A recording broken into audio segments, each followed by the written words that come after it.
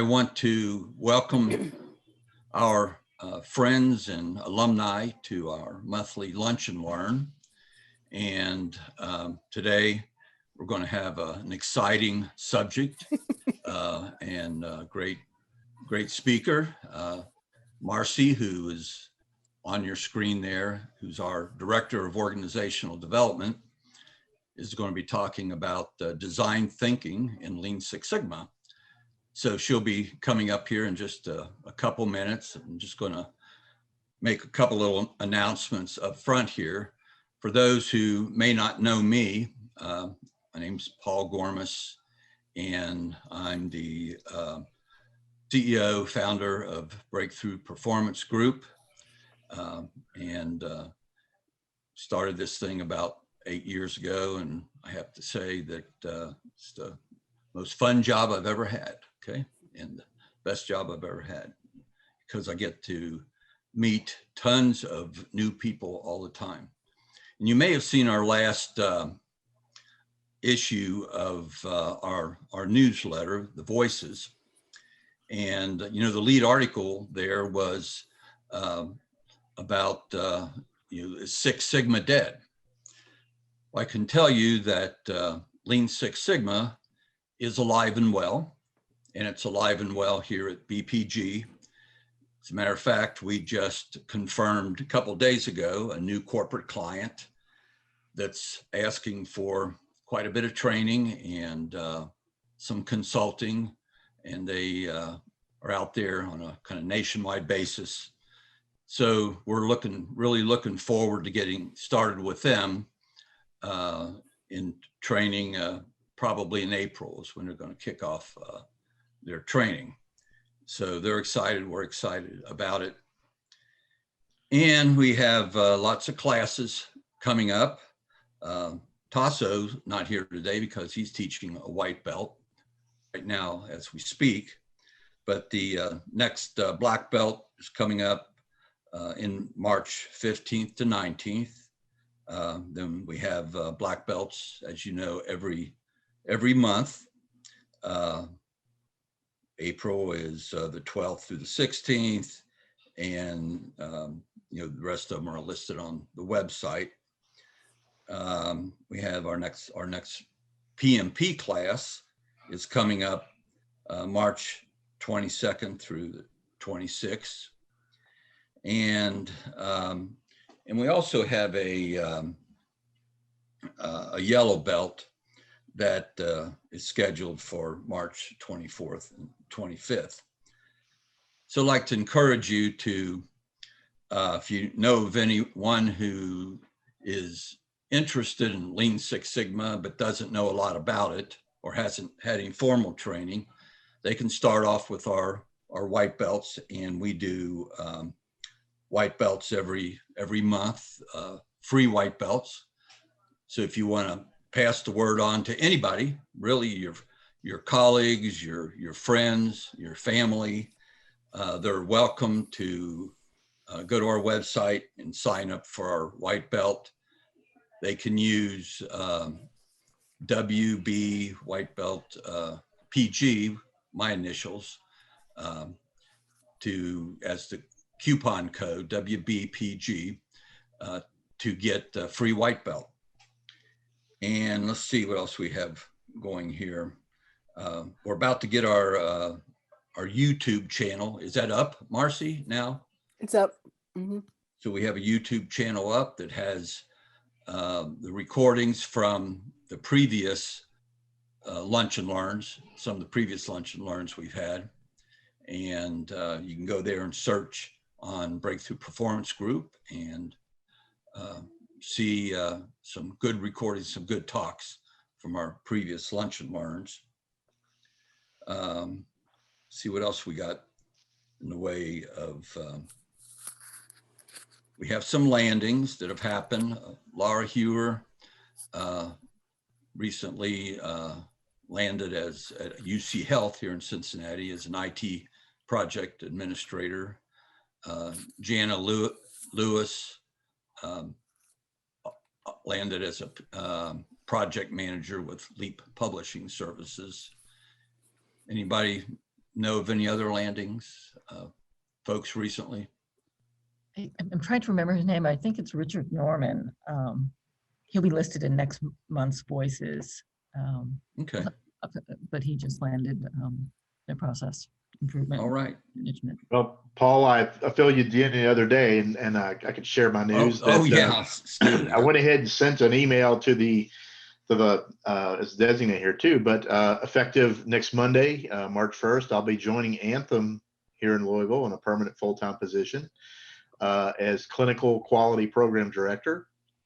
I was previously, until a year ago, with Baptist Health System in Kentucky, and as a clinical program director. And so I'll be working in similar areas of patient safety, quality, patient experience, and just for a different focus on the population health and outcomes of members of their health plans.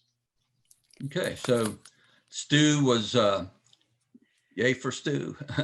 Stu was a member of my black belt class. What year was that, Stu? 2013. 2013. And he's been out there contributing his black belt knowledge and expertise since then, doing a great job. Thanks. Okay. One other quick announcement. We have a service called Employee Utilization Quotient. We call it EUQ. What it is it's a survey that we do with companies, and there's 35 questions. It takes each employee about 7 minutes to complete it. But when we get the information back, we're able to tell a company what percent of employee utilization they're experiencing in their company on a scale of 0 to 100%. And we're able to also tell them where their strengths and weaknesses are. So we're offering that right now to 25 companies on a free basis.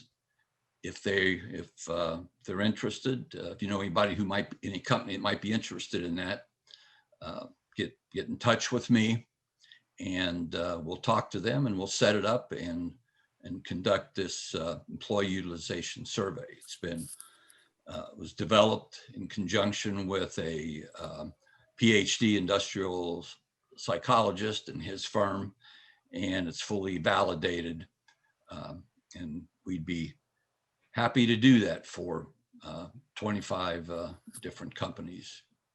If any of you, go ahead. I just had a question about that.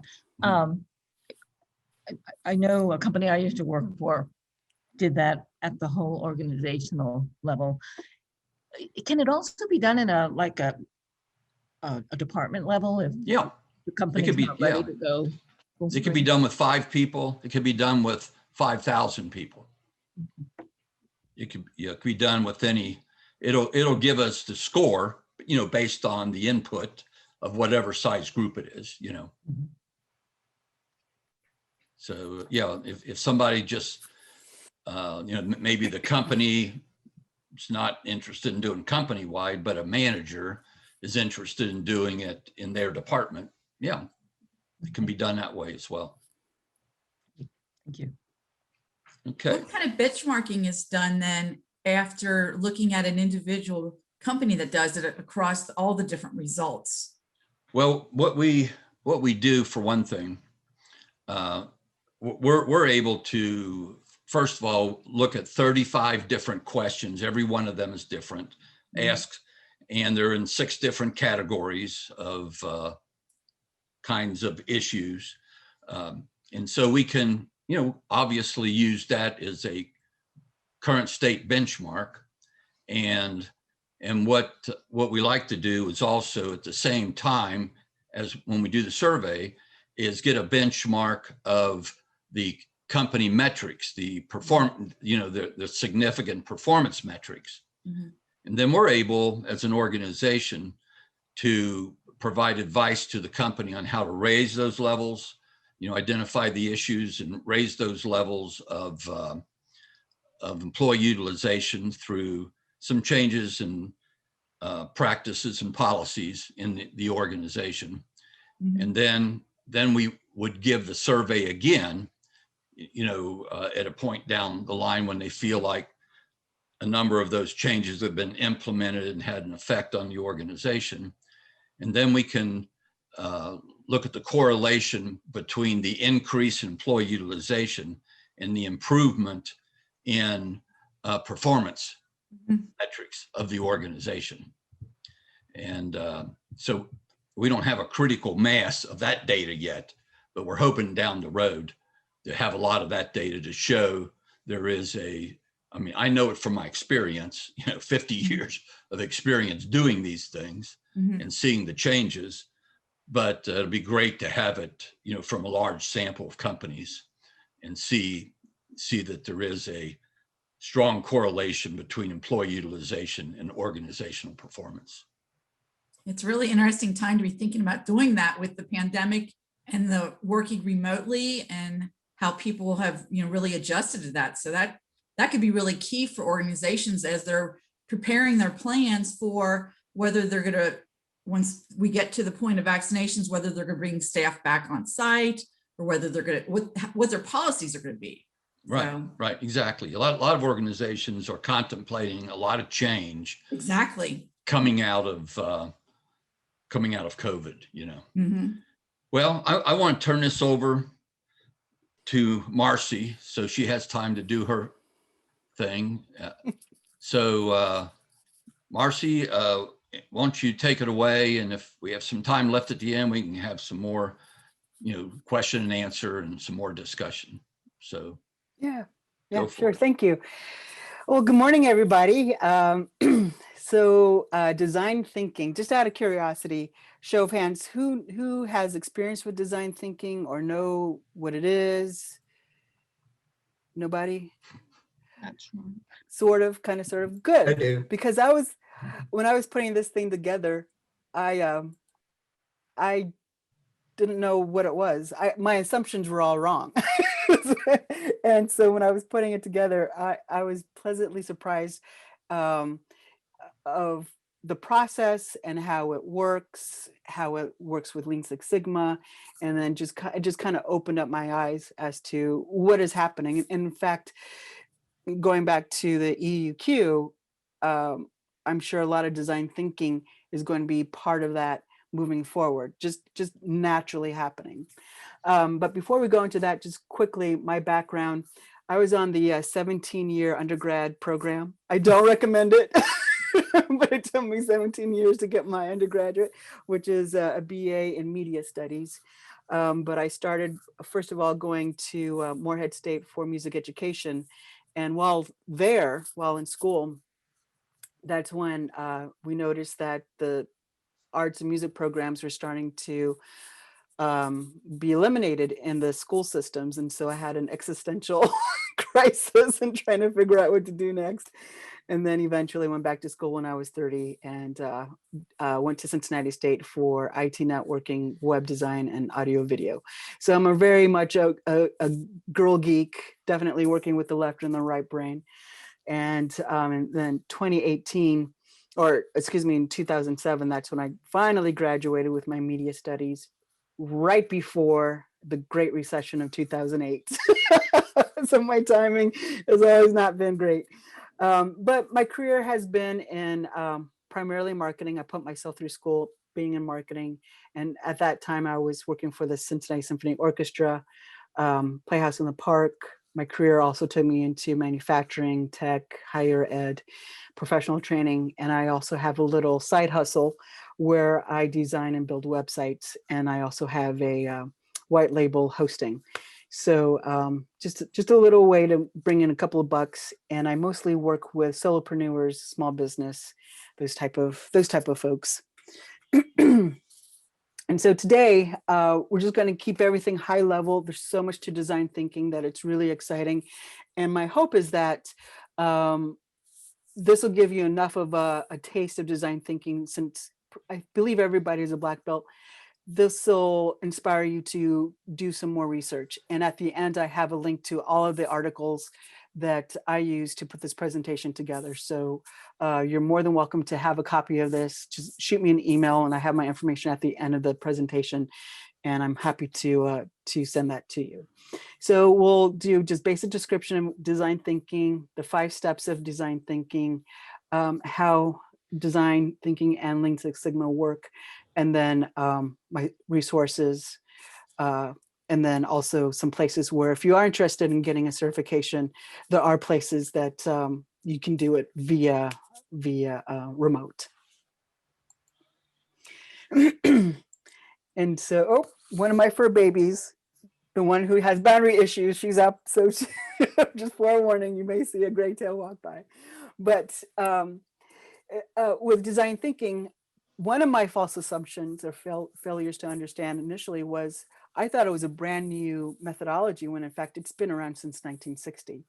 In fact, in 1969, sociologist and psychologist Herbert Simon wrote an article about the science of the artificial, and that was the beginning workings of design thinking. And he created a 7-stage model that is highly reminiscent of what is now the 5 steps of design thinking.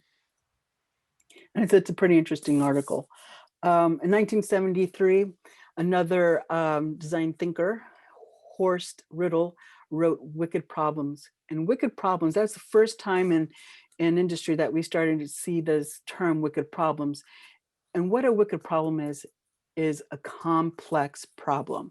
And so talking about the rollout of the vaccinations that we had earlier, that is a wicked problem. The energy snafu that happened in Texas a couple of weeks ago, that is a wicked problem. So very highly complicated problems, what design thinking lends itself to help solve those solutions. In 1991, the birth of IDEO, which is an international design consulting firm, was founded. And IDEO design thinking model divides the process into 3 key components, which is inspiration, ideation, and implementation, which again, now we're seeing some solidifying of what this design thinking process looks like. And in 1991, this consulting firm, being a leader in the industry, started to lay down that groundwork. And at the bottom of the slides, I do have the links to the information on that particular slide. But again, at the end, that's all listed for you. In 1992, we're still in the 90s, Richard Buchanan wrote Wicked Problems in Design Thinking. So now we have this complex, taking the idea of these complex problems and using design thinking. And in 2005, Stanford University is the first university to create a course, an actual course on design thinking in their School of Design. And so now all the places that I see where certifications are available, they're at universities such as MIT, Cornell, Stanford still has their coursework, but right now it's on hold because of COVID. So the universities have definitely embraced this methodology. So who uses design thinking? Well, we have product designers, creative agencies, artists, and engineers.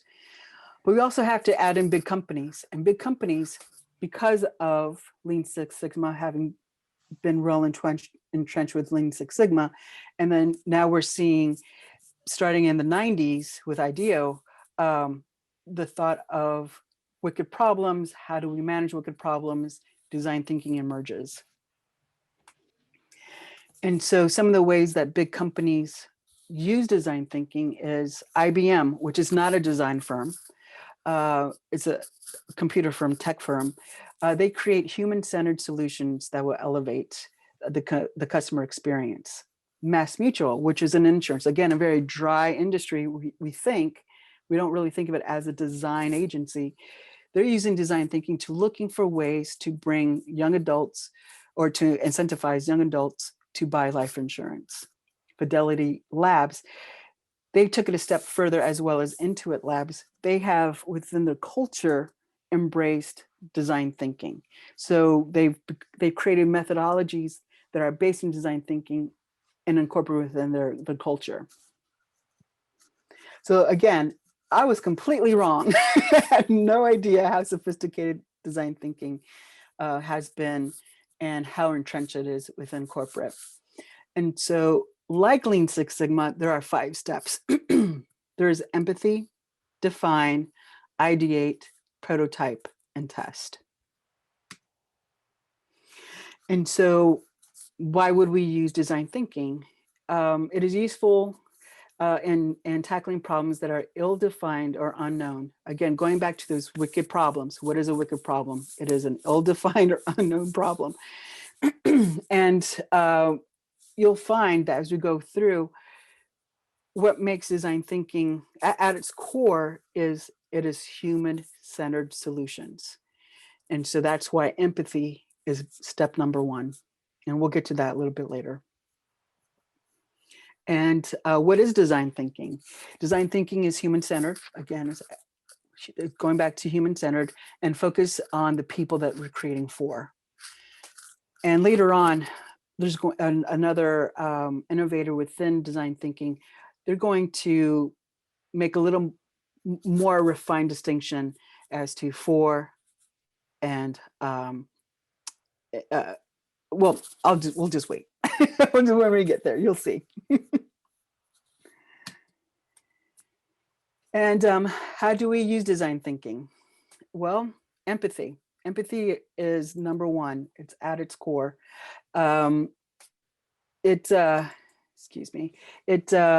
Empathy and experimentation, we are used to arrive to innovative solutions. And also we're looking at the future of the customer. So we're not looking back at historical data, rather we're taking the moment now and either improving a product or improving a service or creating a product or a service based on what is happening now. Again, an example would be the energy crisis down in Texas. They've had energy up until this point, but now we see that there's a flaw in the system. And so how are they going to correct that?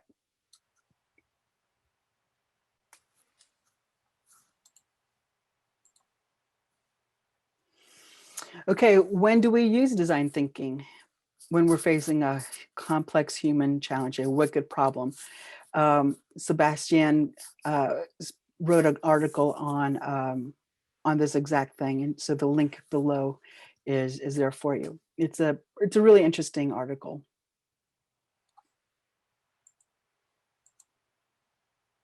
And then the 5 steps to design thinking. Again, empathy, define, ideate, prototype, and test.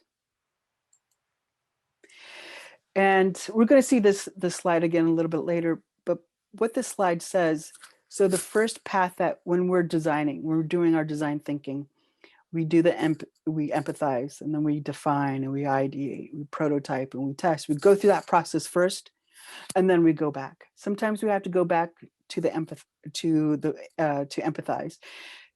It may be that the prototype that we came up with, and in our testing phase, we realize, oh, nope, that's not going to work. So we've got to go back to the drawing board. Or sometimes it may be just the prototype doesn't work. Or maybe we're thinking about the solution all wrong. We don't need to go all the way to the back. We understand the problem. We just maybe need to think of more ideas. And so this is a very non-linear process. So with empathy, it's just understanding the problem. And by doing that, you go through and you interview your client or your customer. You observe, you take notes, you take surveys. So you really are understanding what that situation is. Then we define the problem. And when defining the problem, we ask the question, what patterns are emerging when we do those interviews? What are the problems? What are the patterns? Are we hearing certain keywords? Is there a time reference? What is emerging? And from that data, what we come up with is a problem statement or a point of view statement, which that's what keeps the team focused. That's how we, because there's so much going on, we need an anchor to keep ourselves focused. And the problem statement or the POV statement is what keeps us focused. Question, would that be similar to like a scope statement? Mm-hmm. Yep. Same thing. Same thing. Mm-hmm. And then now we're at the fun part where we're just starting to brainstorm. And the brainstorming is within the constraints of the problem statement. And again, as that problem statement is anchoring us. But within that, the brainstorming, we're just swinging to the fences. There are no bad ideas, just the ones we don't use. And so after we come up with all of these ideas, now we come up with a prototype. And the prototype is inexpensive, it's scaled down, it's not the thing. And so a great example of a prototype would be with web design. Oftentimes what I'll do when I'm talking with a friend, or not a friend, but a client, what they need is I'll sketch on a paper, just good old pen to paper, and figure out, okay, well, they want their logo here, and they have these topics, and then they want a slider here, so I put it. So it's just very quick and expensive, and that's when you're testing, or that's when you show your client, are we on the right track? If you're creating a product, usually now you're using a 3D printer to scale down that product into something that is, you can look at it, you can hold it, but you're not building the thing. So it's almost like it's Spinal Tap, or This Is Spinal Tap. Those of you who remember This Is Spinal Tap, they said the 18-foot, we have the 18-inch Stonehenge thing. The 18-inch would be the prototype. And then lastly, we rigorously test. And again, using the example of a website, you're trying to break that thing. You're looking for codes, you're looking for scenarios that will happen in the real world.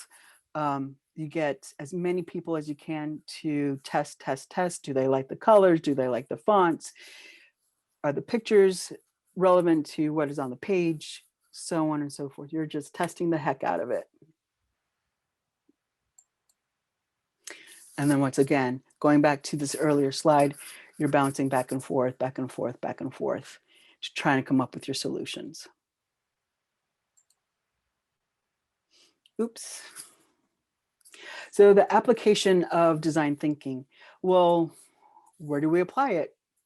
Strategy consultancy, digital transformation, user interface, new consumer experiences, generating new ideas for new products and services. So it's really quite limitless on where you find it or where you use it. Some of the advantages are facilitate speeds of solution adaptation, strong engagement of the end user who feels involved in the design. And this is absolutely crucial. Again, design thinking at its core is human-centered. So you have to have the input of that end user, whether that end user is an internal customer, a colleague who needs something better, some kind of better tool, or you're designing for a client. It's always the end user is involved in the process.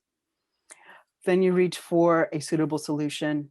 And finally, the dissemination and growth of an innovative culture within the company. So IBM, Fidelity, MassMutual, Intuit Labs, those are examples of companies that have integrated this design thinking, this way of design thinking into their culture. And I think we're going to see more and more big companies start implementing that as we go forward. And as great as design thinking is, there are limitations. One of them is the process is long. It's a pretty long process because you keep having to hop back and forth, hop back and forth. And as much as we love our end users, and we're bringing them involved, that does slow down the process. and then restrictions imposed by integrations with systems already in place. How many times have we accidentally disrupted the apple cart because you're trying to fix a situation only to create another situation? that sometimes happens with design thinking. As you're fixing something, you're actually creating another problem, which again feeds back into why the process is so long.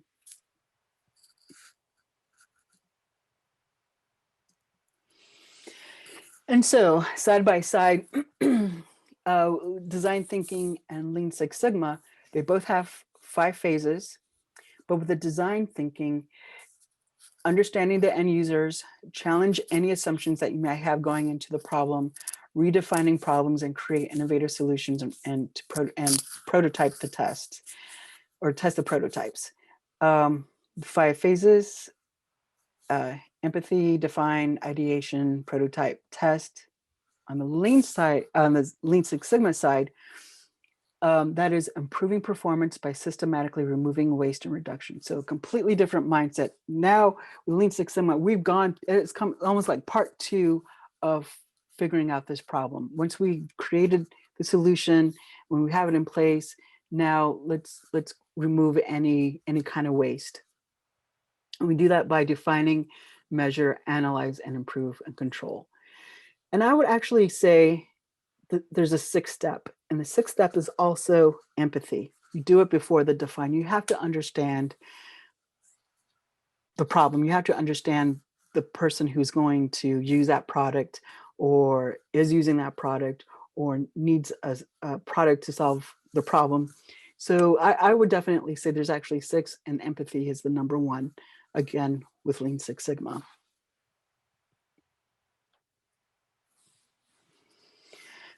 So in my research, a gentleman, Dr. Pavan Soni, has popped up several times, and this article, an entrepreneur, he wrote an article, Design Thinking is to Innovation, is to Six Sigma is to Quality. And so the 5 topics within that article, it's a pretty good article. Design thinking is not about design, it's about thinking. Again, thinking about that human-centered solution. And he's also saying in that segment that you don't have to be a designer. You don't have to be a fancy graphic designer or artist to do design thinking. It's all about the process of thinking. And then you focus on the subject rather than the object. Prepare to be wrong a lot. Again, going back to that slide where we're hopping back and forth, be prepared to be wrong a lot, because you won't be right the first time out. And you're solving the problem with the customer and not for the customer, bringing that customer along with you on the journey, and think with your hands. And what that means, again, is when you create a prototype, actually create a physical prototype, if possible. Not all solutions you can, but for those that you can, create that small 3D figure, or the paper to pen or pen to paper sketch of the website. So try and use your hands as much as possible.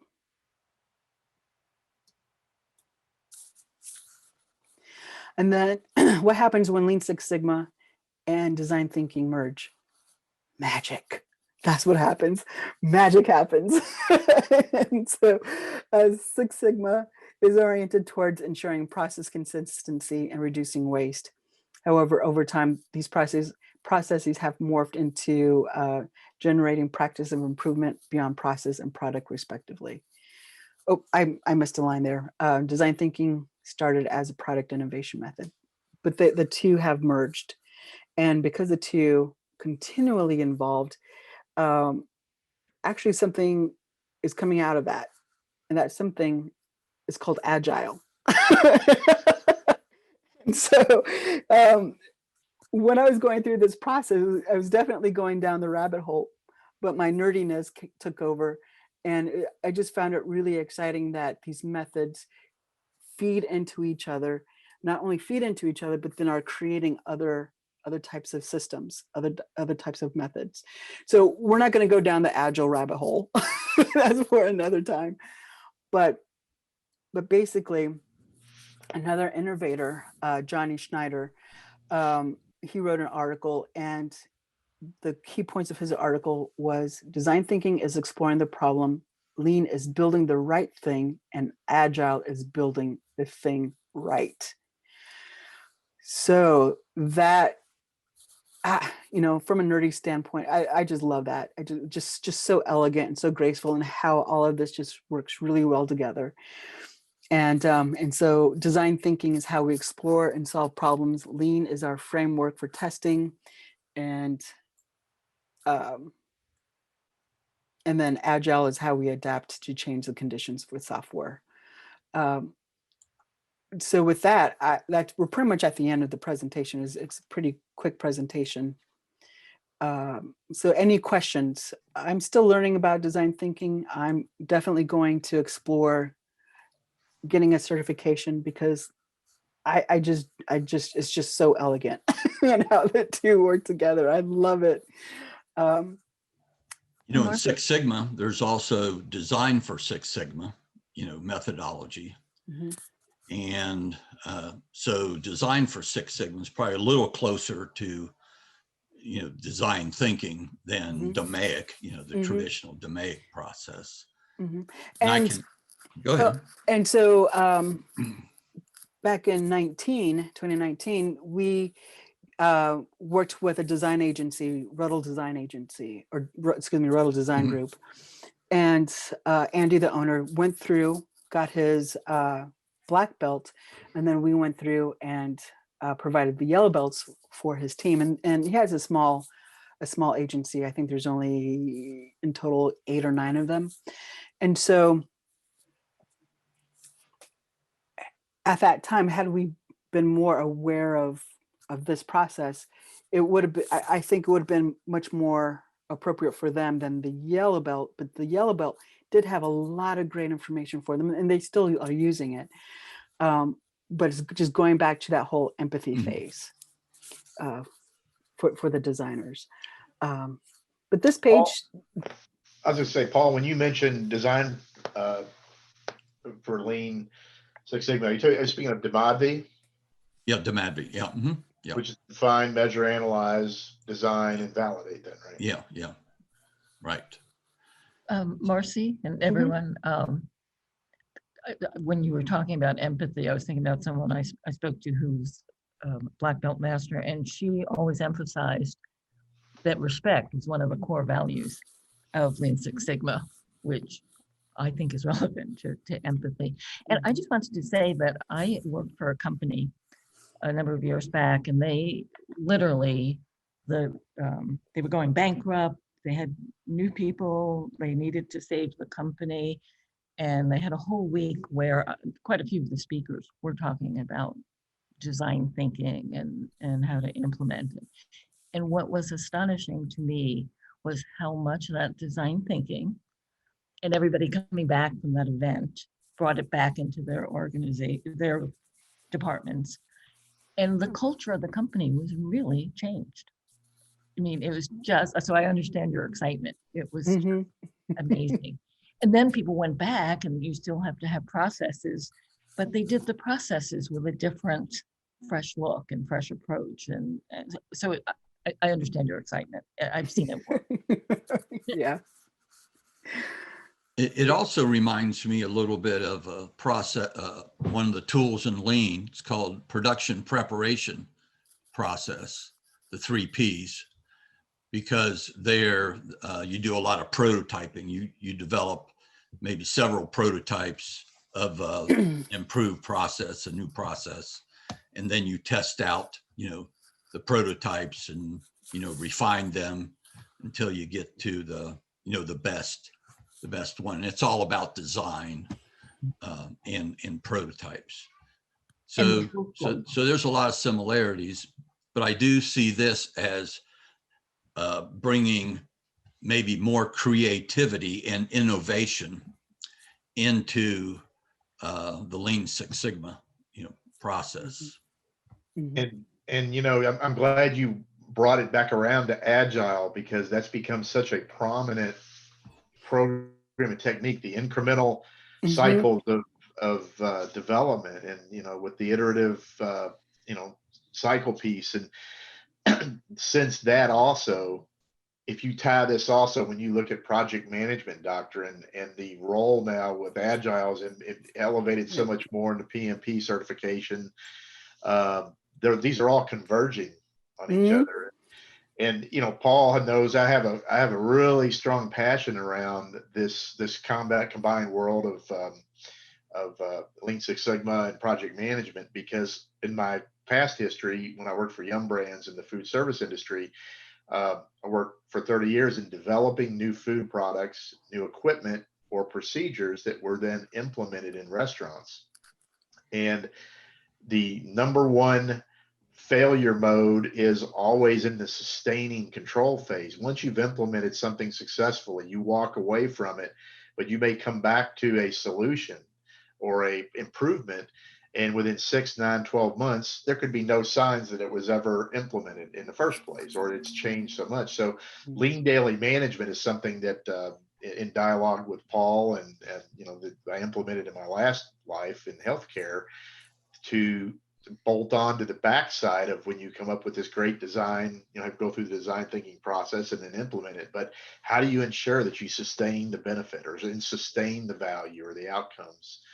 And you know, there's got to be a way to improve there as well, and, you know, keep everything rolling that way. Mhm.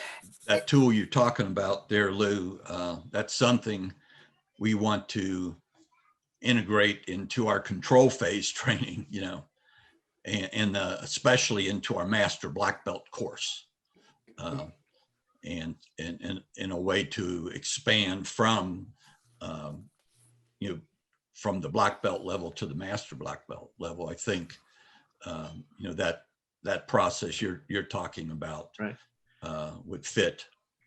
But I could see how you could use in when you plan for that sustained mode using design thinking, because, you know, it's one thing to design the solution, design the product, but then it's almost like, how do you ensure, you know, thinking is designing it for longevity and designing into it the ability to, whether the scope or the business changes or the constraints change some way, you know, thinking about that, how you ensure, you know, how you might help coach teams or facilitate them to monitor metrics of performance and, you know, build in that sustained value. Mhm. We need solutions that can be sustained, but one part of sustaining them is being adaptable and being agile. The solution has a flexible component to it. That's right. The iterative cycles. Yeah. Yeah, where it can flex and it can adapt to changes in the environment. You know, and you think of the last year, how many changes have taken place in the workplace. You know, there are, you know, changes because of COVID, obviously, people working at home, many more things becoming virtual, just like what we're doing right now.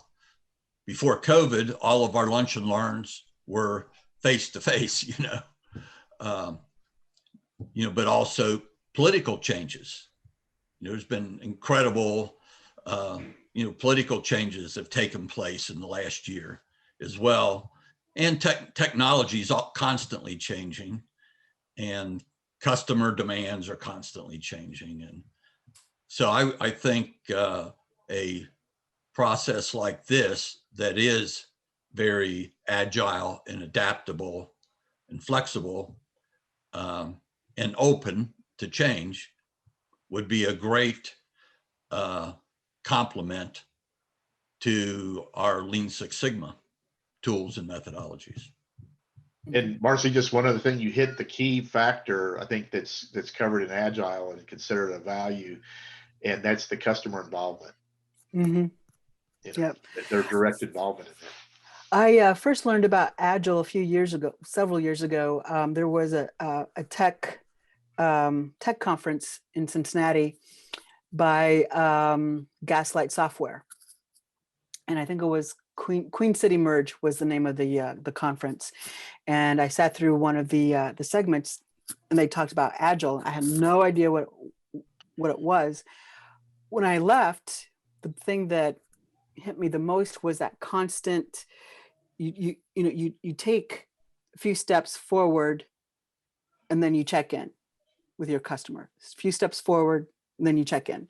So you're constantly bringing that customer with you on the journey. And instead of doing a whole design of whatever the thing is, or in their case, a software, creating a proprietary software for the client, getting completely to the end, showcasing the software, and then the client saying, no, that's not exactly what I had in mind. But by taking the Agile approach, they chunk it down. And so each phase as it completes, they check in with the customer. Are we on track? Is this what you wanted? Are we still on budget? So all of those things that affect the overall project, you're able to, in real time, address those issues, those real issues of budget, of constraints, of things have changed. Maybe they wanted their software to do XYZ, but now because of whatever factors, whether internal, external, now the software needs to involve something else. So so when I was putting this together and realized, oh, this is all leading us to Agile. Okay, I get it. Again, my nerdiness went into overdrive. And Agile is really powerful. My career has been in the IT world, in the applications side, for over 30 years. So I started out, and waterfall was the methodology where we did, as you said, you build everything, and at the very end is when you engage customers, and then they'd say, oh, wait, things have changed. Mm-hmm. And so I was part of a Agile transformation at an organization, and really saw the benefits as we transformed the organization and the way we were developing software to make sure that the users were engaged on a daily basis. And so Agile is definitely the direction that organizations are moving forward. And I'm very much I love process improvement, organizational change management. And so when I kind of pivoted into teaching and training, and I was teaching creative problem solving to students over at NKU, I guess about a year ago. And so we were teaching about creative problem solving and the importance of moving no matter what their major is, technology is going to be part of it. And they need to embrace technology. They need to understand technology. I don't care what their major is. And that it applies not to just product development, it applies so much to processes. And then teaching them also as to what employers are looking for, and talking about how our creativity decreases, and how as they get older, and how you regain creativity that you lose from when you were a small child.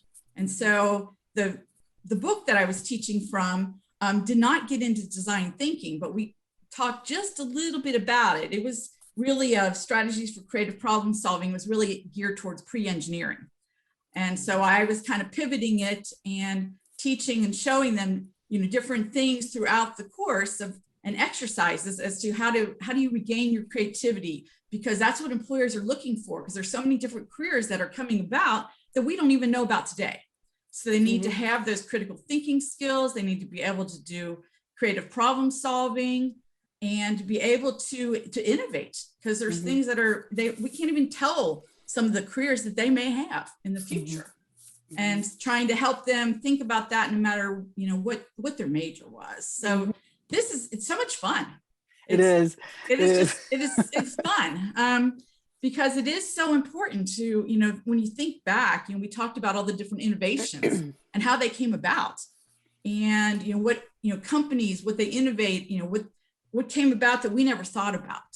And so it's just it's a fun topic across all disciplines. whether it's actual product, true product development, or whether it's, processes that are to improve. And so it's a lot of fun. So thank you Kathy, for that's funny for you this bring that today. up.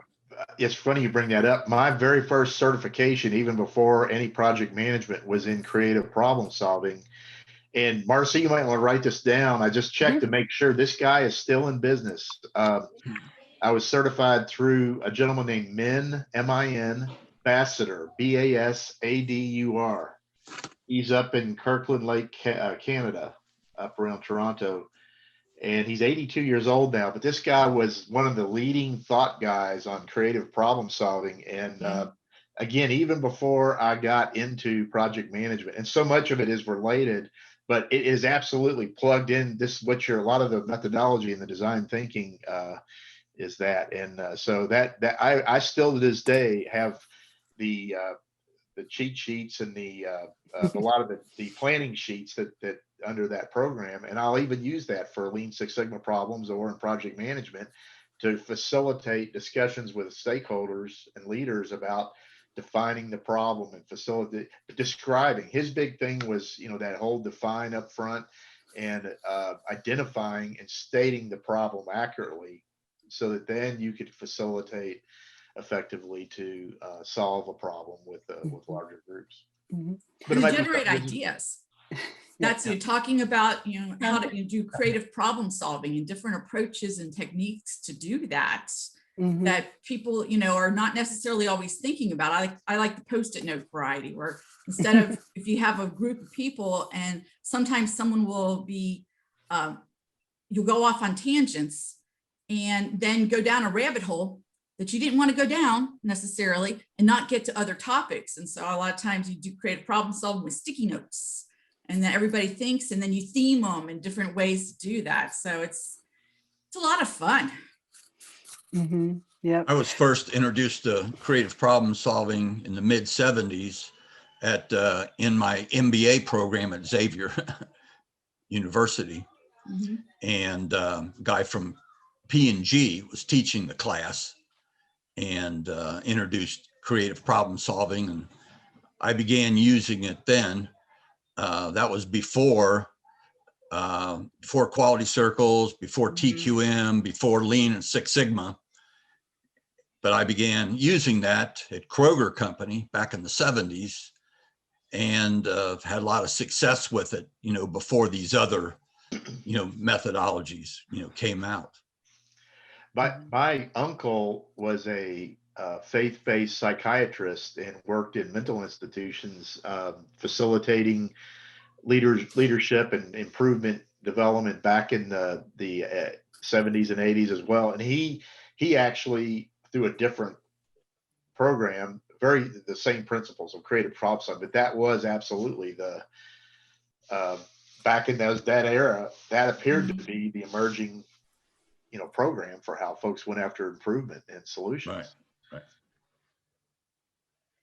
Yeah, one of my misconceptions going in actually stemmed when I was working at the Art Academy. I was the marketing communications director at the Art Academy of Cincinnati.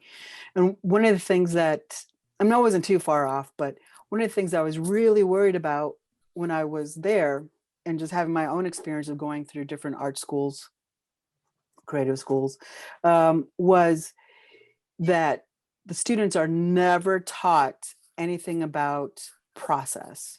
And once they go out into the real world, what happens?